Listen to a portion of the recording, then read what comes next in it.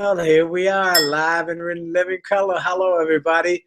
This is Dr. Willie Jolley from my hotel room here in Chicago, Illinois, where we are going to be having the Get Motivated seminar tomorrow morning.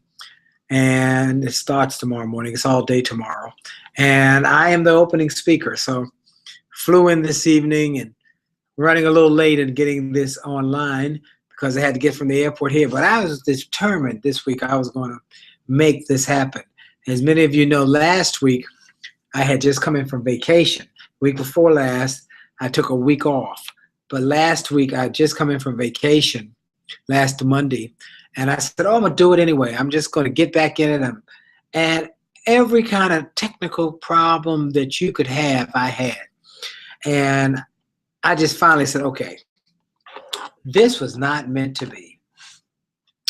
And I went back and I learned what I was doing wrong technically and with the technology more so.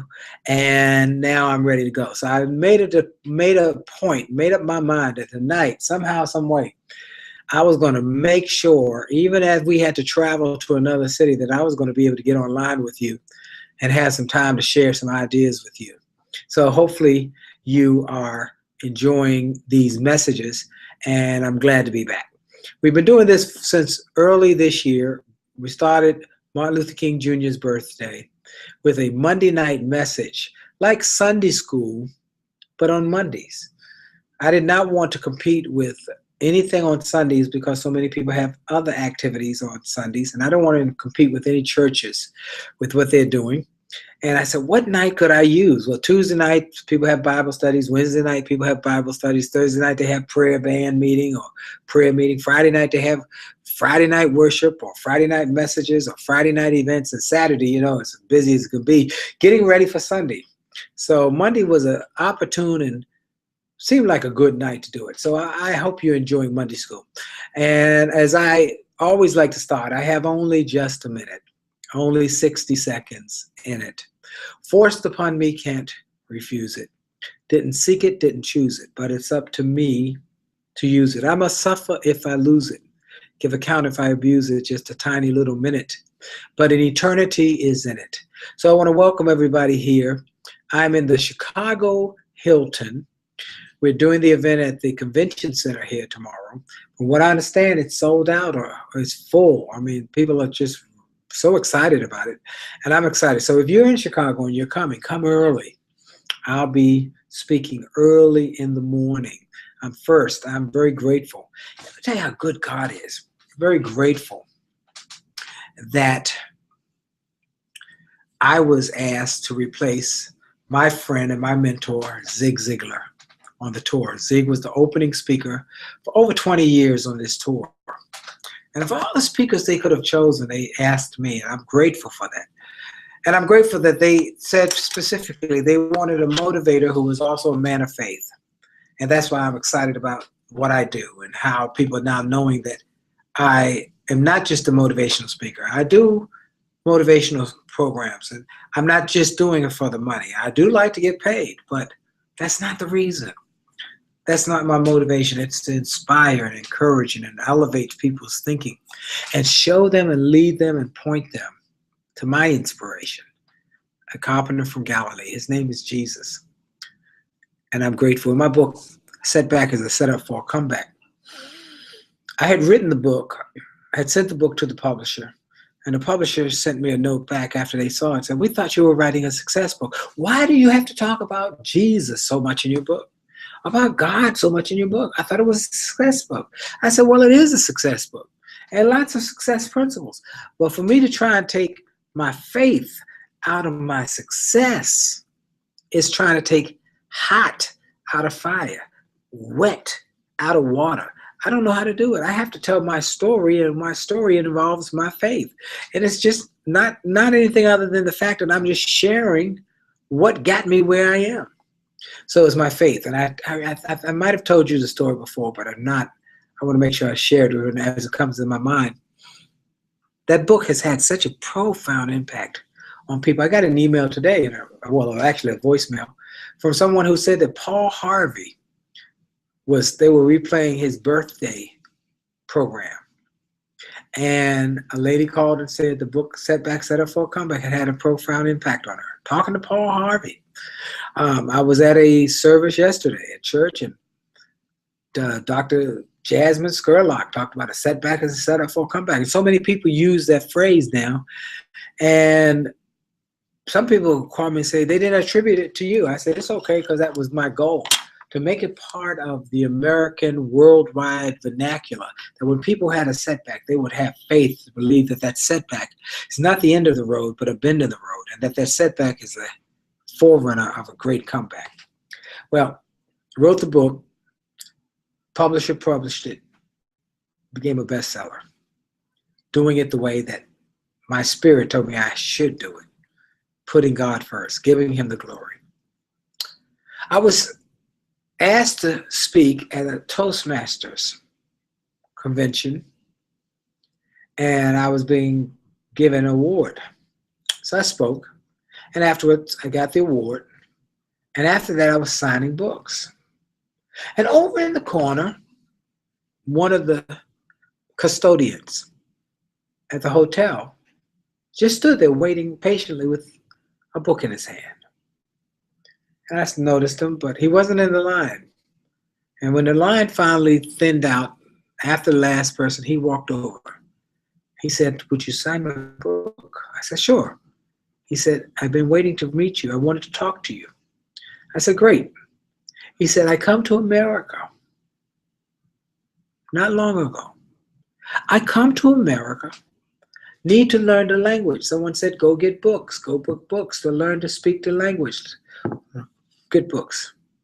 I go to a bookstore. I see your book. A setback is a setup for a comeback. I buy your book. I read your book.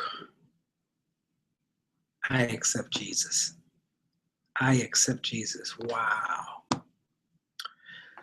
That's when I knew that my taking a position. When the publisher said, why do you talk about Jesus? Because it wasn't about the motivation, it was about the message that Jesus is Lord.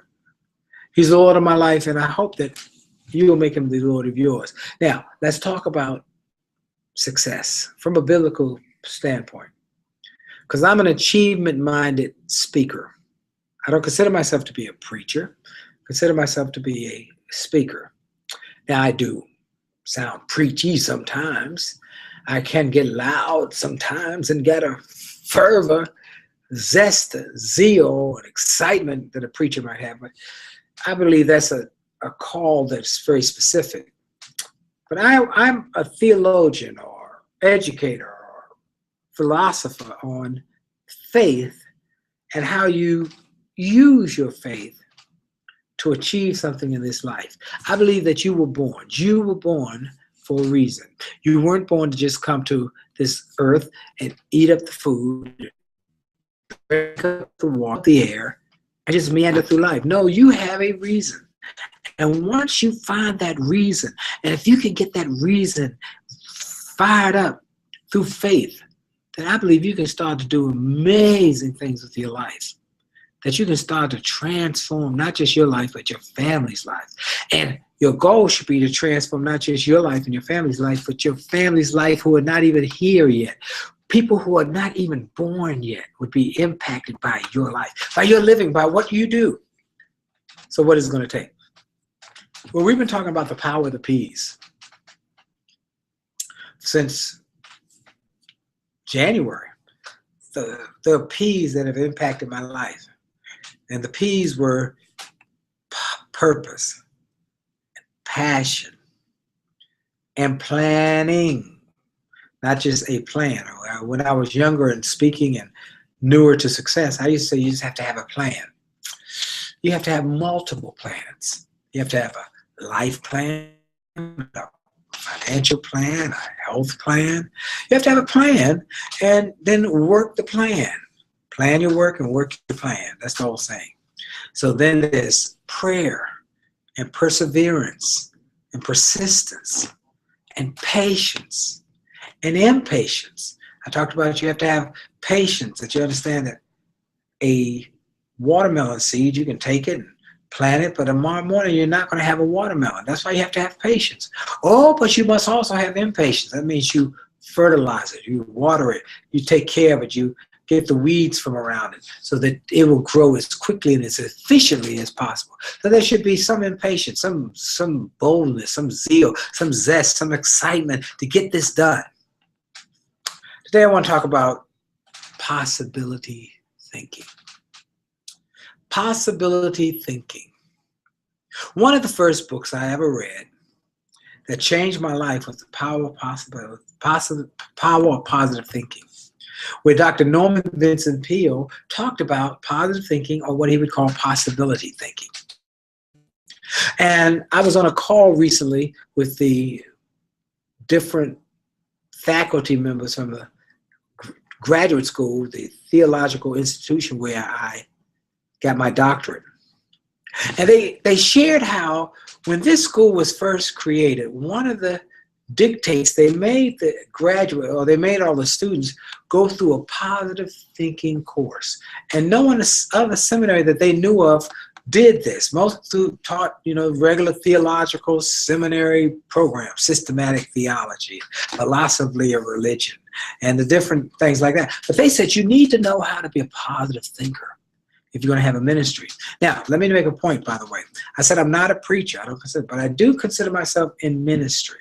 And there's a difference, because we are ministry. We're supposed to minister to others. We're supposed to encourage others. We're supposed to uplift. You too, if you know Jesus, you're a minister. You have a ministry. Now, it might not be ordained, it might not be licensed, it might not be official, but you can do something for somebody. You can help somebody. You can encourage somebody. You can say good morning to somebody. You can lift somebody. A lady, while we were in Chicago today, we were walking on our way to get a deep dish pizza, and a lady got her heel stuck in a crack in the ground, and bam! Now, we could have stood there and watched, but we all ran. I ran and tried to help her up, and we helped her up. She said, "Thank you so much. People don't do that today." I said, "God bless you. My pleasure." We minister to people in ways that can be helpful to them. Some people just need a word of encouragement. Some people just need you to smile. Some people just need you to give them a hug. They've been struggling. They're hurting. They're pained. Stuff is going on in their life. So you minister to people. You remember in the story of the Good Samaritan that along that road, there were robbers. And a man was going along the road and got robbed and beaten and left to die in a ditch. The rabbi went by and said he must be drunk. The priest went by and said he must be inebriated. But one Samaritan, one person who was not a pastor, a priest, a rabbi, wasn't ordained, stopped and helped him and soothed his wounds and put him on his donkey and took him to the local inn and said to the inn maker, "Take care of this person. Here's the money I have right now. Do what you have to do, and if there are any other costs, I will pay them later." A good Samaritan. And Jesus told that parable because he wanted us to know that we all have an assignment. We have an assignment to minister, to help, to encourage, to uplift, to bless others, to make a difference in someone else's life. And that's why I want to encourage you about the power of positive thinking. So in this seminary, that is what they said it was important, that everybody who goes through it gets a mindset of possibility. Because when you're going through life, when you're going through the challenges of life, the challenges of living your dream and doing something special and helping your children and finding the right mate and building a business, you're going to need possibility thinking. You're going to need to think about the possible, the things that are possible. When you get possibility thinking, positive mental attitude, a possibility mindset, that I don't know how I'm going to do it. I'm not sure how I'm going to do it yet, but I know it's possible. And I have so many experiences where things don't happen the way I planned them, but because I've developed and work on and constantly work on to continue to grow my possibility thinking. I keep saying there's got to be a way. There's got to be a way. And when you get that thinking, things start to change in your life. So that's why I want to encourage you to work on your possibility thinking. How do you do that? Well, here's the steps to make that happen. 1, start filling yourself up with the pure, the powerful, and the positive. Make a point to read something positive every single solitary day. Read Proverbs. There's one every day of the month, one especially for you. I have my Proverbs on my phone. Every day I am reading a proverb. I actually have it right here. I have Proverbs. Let's see. Y'all can't see it right there, but that's my Proverbs in the Message version. So I read it every day. And wise sayings, because it says wisdom, get wisdom. You can get a lot of things, but always focus on getting wisdom. Wisdom is the primary thing. So I encourage you to get wisdom. And how do you do that? By filling yourself with the pure, the powerful, the positive. I encourage you. My son, I tell him every day, read a proverb every day. And he started reading them, and I'm seeing how it's having an impact. And I'm encouraging you to work on wisdom. You know, dig your well before you're thirsty. Prepare before you need it. Because one day you're going to need that well. One day you will be thirsty. One day you will need wisdom. Wisdom is getting to know what to do when you don't know what to do. Having wisdom to come to you. So first, fill yourself up with the pure, the powerful, and the positive. Read positive books. Listen to positive CDs and go to positive seminars. Work on your mind. And then after you start with the pure, the powerful, and positive, then you make sure you have positive affirmations. We have a positive affirmation. In fact, if you haven't gone to my Jolly Good News website, go to jollygoodnews.org. And there's an affirmation. I am healthy. I am wealthy. I am happy. I am whole. I feel terrific. I am blessed and highly favored. This is the day that the Lord has made, and I will rejoice and be glad in it. And I pray, send prosperity now. Now, I want you to get that and start having affirmations. I am healthy. I am wealthy. I am blessed. I am happy. I'm excited. This is a great day. This is going to be fantastic. Speak it into being. Affirmations make a difference. So, fill yourself with the pure, the powerful, the positive. There's things you can do. Read positive. Read The Power of Positive Thinking. Read my book. It only takes a minute to change your life. Great book on positive thinking. Les Brown says it's one of the greatest books he's seen on positive thinking because it's got 1-minute messages, stories, ideas, anecdotes, lessons that will give you a positive perspective about life. Go to jollygoodnews.org. By the way, I didn't say at the beginning, I always ask for 2 things when I do these programs. I ask you, 1, to share this message with friends and family members, people who would be blessed by this. Contact them, send it, share with them. Monday nights, Willie Jolley gives a special message every Monday night as his schedule allows. And then 2, if this is a blessing to you, I would encourage and ask that you would go to jollygoodnews.org and on the left side to hit the donate button and make a donation so we can put my books and my videos into schools and juvenile justice facilities so that people can start to change their thinking, because your thinking determines what you do, and what you do determines what you get, and what you get determines your destiny. So start working on your thinking before you need anything else. That's why your mindset is so critically important, a positive mindset. So that is why I'm asking people to make donations to that so we can raise the money to do a number of things, put my books into prisons. But I also want to put my messages on television. Wouldn't that be great? Wouldn't that be great? A daily message from me every day coming to a television station near you with a positive, upbeat message that will empower and inspire, uplift, and encourage people. So I need your help on that. Would you help me with that? The answer is yes. Please help. All right. So first thing to do, fill yourself with the pure, the powerful, the positive, then affirmations.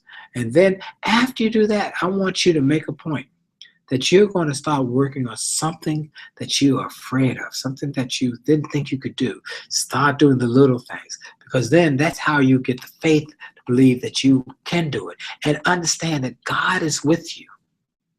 He will not leave you nor forsake you. No. He's working with you all the time. I tell the story, if that Jolly Good News, you tell a story about the country doctor. Off in a distant, rural, deep out in the country area. He was the only doctor in the area, so he had to go from farmhouse to farmhouse to take care of people's needs and to to take care of sick folks. He'd drive all day long. Well, one day his car broke down,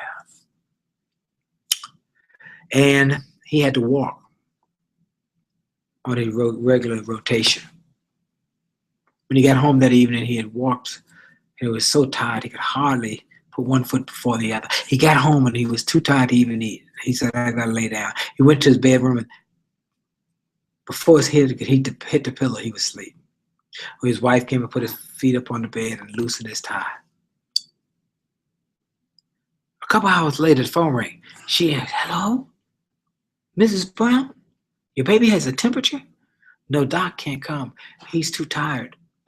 He'll be there in the morning. Give the baby a cold compress and an aspirin, a baby aspirin, some ginger ale. Try and get that fever down. But even in his sleep, even in his slumber, he heard a need. How he had to minister, how he had to help, how he had to use his gifting to bless someone else. He said, what's wrong? The baby has a temperature. Mrs. Brown's baby has a temperature. I've got to go. He gets up and gets his medical bag and starts walking the 1.5 miles to Miss Brown's house. In order to get there, he had to go through a tunnel.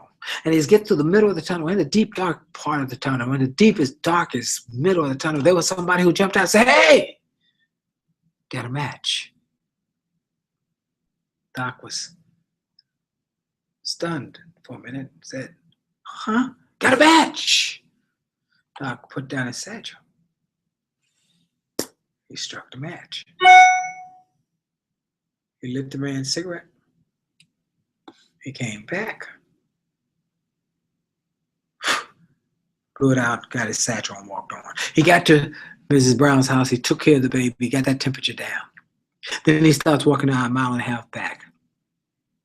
Again, in the deepest, darker, most distant place in the tunnel, someone jumped out again and said, hey, you got a match.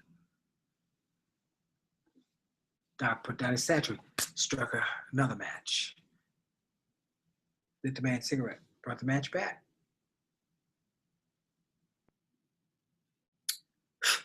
Blew it out, picked up his satchel and walked on home, got back in the bed. About 2 or 3 hours later, there was another phone call. This time, it woke both he and his wife. He answered the phone, hello, hello, hello. Doc, this is the sheriff. Your friend, Mr. Smith, was on his way to his early shift.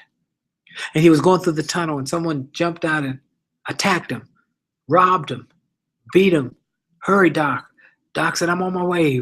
He runs to the infirmary and works on Mr. Smith and gets him stabilized so they can get him to the hospital. He said to the sheriff, did you find out who did this? The sheriff said, oh yeah, we got the guy.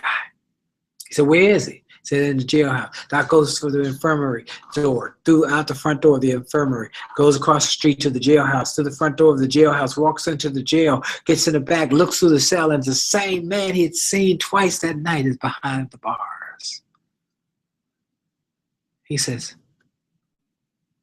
why?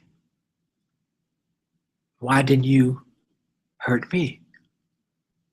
The man said, it was my intention to not only hurt you, but to kill you. Take all your valuable medicines you had in that bag. But every time you struck that match, there was somebody standing next to you. Folks, the moral of that story is that God will never leave you nor forsake you. Choose something that you think is challenging, difficult, out of your normal comfort zone. Give it a shot. Trust God. I know it's hard to trust God. I know it's hard to trust God. I had a conversation with my daughter who was very honest with me. She's had struggles. She's had difficulties. She's made some poor choices. We raised in a Christian home. She knows that we say, trust God. She's become a very good cook over the years. Gourmet. And I was explaining to her, she said, I want to trust God. I just need to know how. I said, that's a great, profound question. Because typically we hear people say, trust God. Just trust Him. But we don't always tell how to trust Him. I said that would be paramount to me, going to her, who is a gourmet cook, and saying, I want to cook some fried chicken. She said, okay, just go fry it. That's it. Just go fry it. without giving me clarity and instructions to get some flour and some eggs and some milk and maybe some cracker crumbs and heating the pan to a certain degree, putting some grease in the pan. However, I don't fry chicken, but there's a process and there's steps that it take to really fry some chicken. Salt and pepper and seasonings. And you put a little bit of this, a little bit of that. Well, the same is true for your walk with the Lord. Trust in God. How do you do it? And we hear people say, trust Him. Well, I had to give her a step by step. I said, one, I want you to go to Romans 8:28. And I want you to read that. And Scripture says, for we know that all things work together for good for them that love the Lord and are the called according to His purpose. Now, interesting, we'll hear that all things work together for good for them that love the Lord and are called according to His purpose. But we don't always get that for we know. How do we know? Well, we know because when we look back in the past or what we've been through in the past and see how God has brought us back. So I encourage you to take a look back, think back. Wow, remember that time I was in a tough spot and I prayed and I got through it. Isn't that something? He brought me through then. Did it then. Maybe He'll do it again now. For we know. How do we know? By what we have experienced in the past. That all things work together for good. Well, I got fired. I got fired from my job as a nightclub singer. But it was the best thing that ever happened to me because it allowed me to give my first motivational speech. If I hadn't gotten fired, I would never give the speech. If I'd never given the speech, I wouldn't be here now on this Get Motivated tour, replacing Zig Ziglar all over America. For we know that all things, not a couple things, not one thing or this thing or that thing, all things work together for good. Work together, knit together. I told my daughter a story about a gentleman who was in Turkey, he and his wife, and they were going through the Turkish bazaar, and a lady was making a Turkish rug, which I would call the best, most beautiful rugs in the world. And she was sewing and she was showing. She'd pull a thread and she'd make a knot. She'd pull a thread and she'd make a knot. In the back of the rug just was knots and bumps. And he looked over her shoulder and he saw her making these knots and said, that don't look good at all. And he told his wife, that's terrible looking. But the lady in her broken English knew that they did not have the whole story. She said, hold up, wait. Not finished. Stay 1 minute. Not finished. And she made a few more pulls and tugs and knots and pulls and tugs and knots. Then she threw the rug down, face down, and said, now finished. It was glorious, magnificent. That's what's happening when all things work together for good. You might have some knots, some bumps, some bruises, some difficult days, but just trust Him. Say, I'm going to trust you. So that's the third part. So you've got to know, one, that He brought you through in the past. He'll do it again now. You've got to expect good things because all things work together for good for them that love the Lord. And then you have to know that this is working together. That what looks like a bad is really a good. So you got to trust and say, I'm going to trust you. And I make a commitment that I'm going to stay here, trust you through this. When you do, you will see that the possibilities are unbelievable and unlimited. Develop a possibility thinker's mind. Read the books, Power of Positive Thinking. It only takes a minute to change your life. Set back, set up for a comeback. And get a possibility thinker's mindset. And you will see great things come your way. Well, our time is up. We got it done. I hope you enjoyed it. jollygoodnews.org. If this has been a blessing to you, share it with somebody. And then 2, go to Jolly Good News, make a donation, and then send me an email. info@williejolly.com, letting me know that you are enjoying it. I want to hear from you. Would you do that? Thanks. I appreciate you. Tell your friends about it. Support it. And let us know how you're doing. Have a great day. And remember, stay purposeful and stay positive. And I'll see you soon. Have a great day. And if you're in Chicago, be here early tomorrow morning because I got a message for you. See you soon. Coming, by the way, to Charlotte in September, DC, Raleigh-Durham, in October, Tulsa, Philly, Boston, and Portland and San Francisco. So I'll see you soon. Have a great day. God bless.